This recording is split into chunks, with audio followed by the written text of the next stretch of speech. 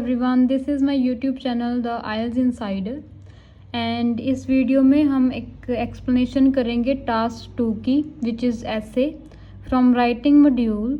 This will be applicable for both, जो करते हैं एकेडमिक आइल्स कर रहे हैं या फिर जनरल आइल्स ट्रेनिंग कर रहे हैं, क्योंकि टास्क 2 सेम होता है दोनों के लिए। तो क्वेश्चन पहले समझ लेते हैं क्या है। कहते हैं children are now facing educational, social and commercial pressure. What are the causes? क्या रीज़न है इस प्रेशर के? What measures can be taken to reduce them? क्या हम इस चीज़ का सोल्यूशन करें कि ये कम हो?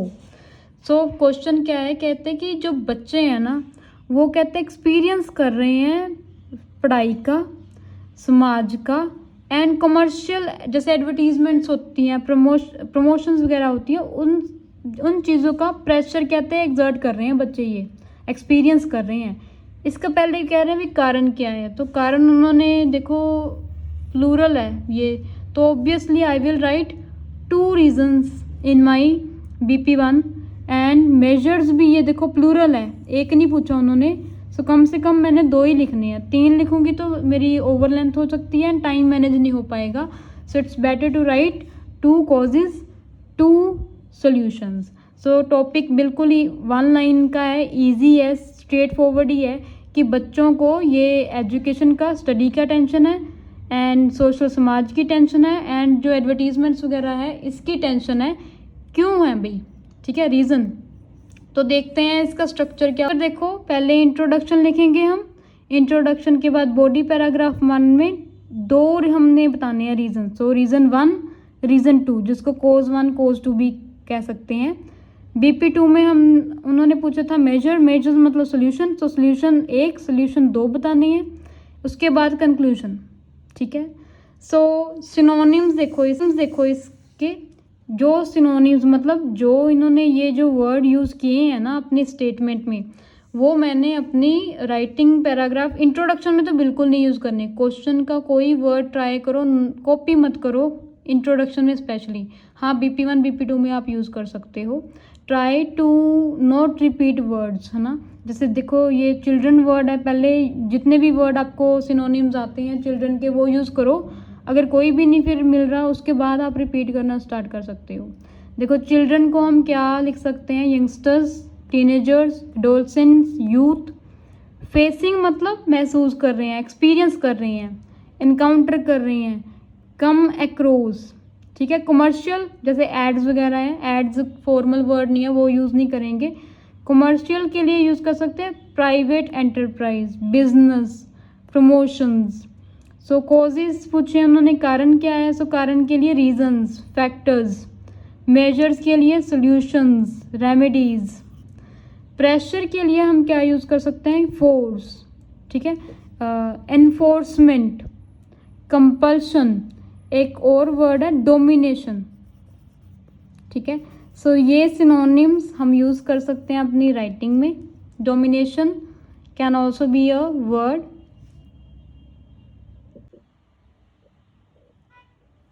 सो देखो उन्होंने ना जो प्रेशर है 3 बताए हैं, एक तो एजुकेशनल, सोशल, कमर्शियल, तो उन्होंने फिर रीजंस पूछे हैं। तो मैं अपनी राइटिंग में BP1 में अगर 2 रीज़न भी लिख रही हूँ, चलो अगर 3 भी लिख रही हूँ तो एक का बताऊँगी। जैसे एजुकेशन का एक रीज़न, सोशल का एक रीज़न, कमर्शियल का एक रीज़न, ठीक है।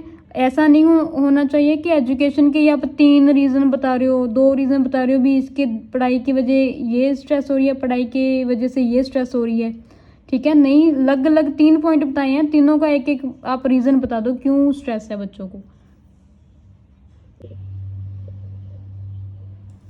सो बॉडी पैराग्राफ 1 में रीजंस बताने हैं भी क्यों बच्चों को स्टडी, सोशल एंड एडवर्टीजमेंट का प्रेशर है। देखो फर्स्ट है कॉम्पिटिटिव एरा।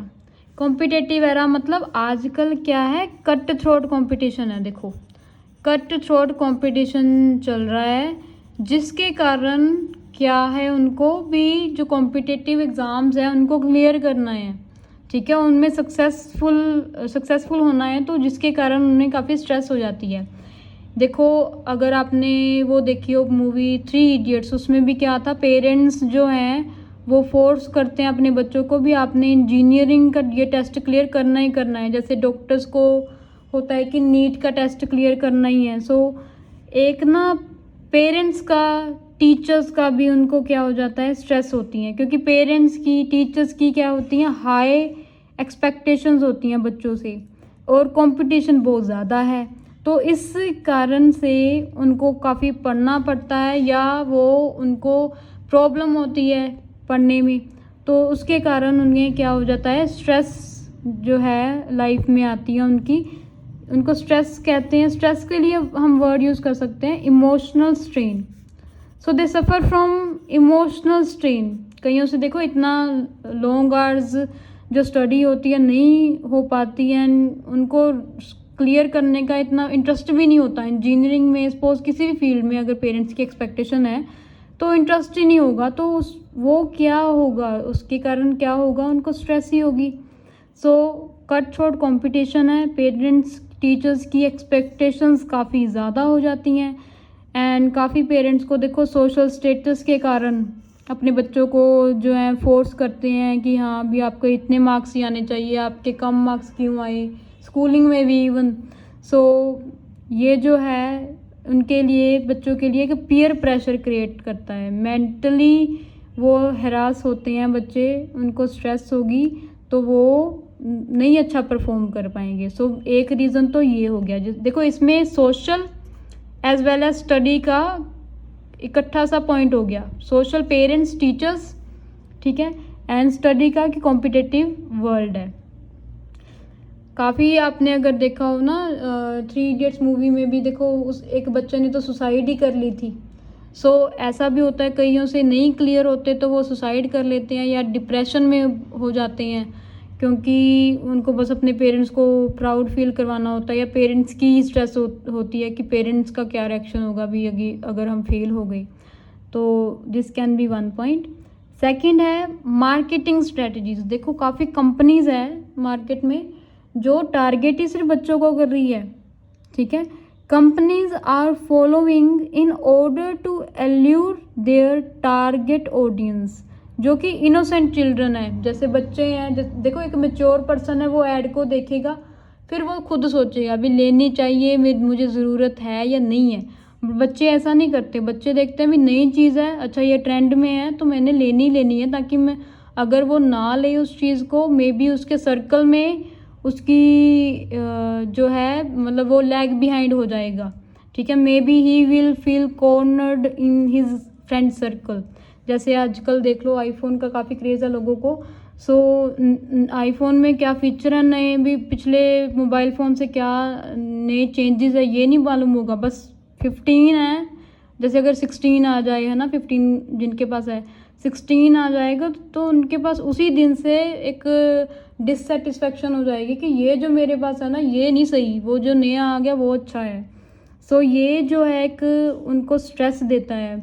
जैसे क्लोथ्स का भी होता है कि आजकल जैसे बैगी क्लोथ्स चल रहे हैं या कोई भी चीज़ जैसे आजकल ट्रेंड में है, तो अगर बच्चे वो नहीं खरीदें तो उनको लगता है कि यार हम तो पीछे रह गए, तो वो फिर ज़िद करते हैं अपने पेरेंट्स से। देखो काफ़ियों के पेरेंट्स नहीं भी लेके दे सकते, ठीक है। सो वो क्या होती है, फिर स्ट्रेस क्रिएट होती है उससे। सो इसके सॉल्यूशंस देखते हैं।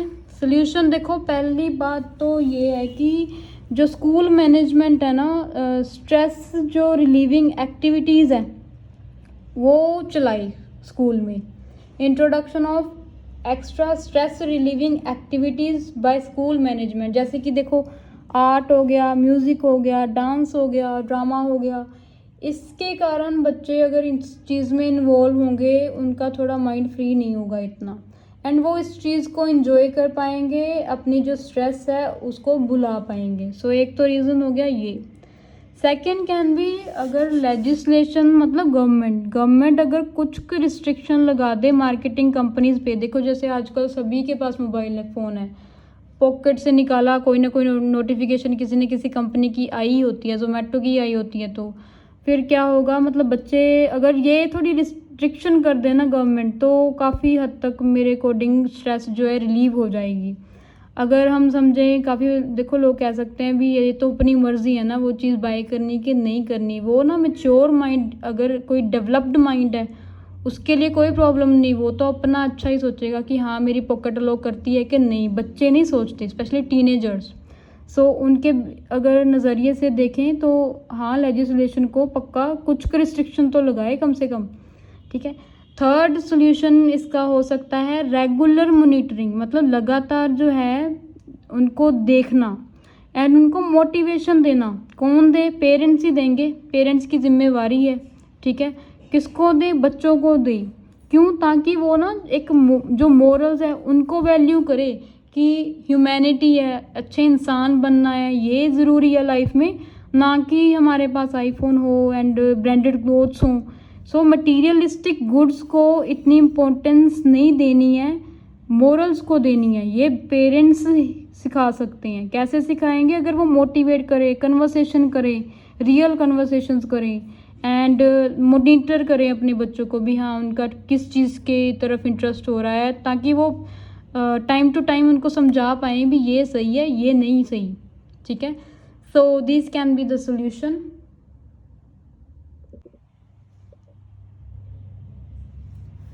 So this was writing task 2 of IELTS. If you like my video, please share and subscribe my YouTube channel, The IELTS Insider.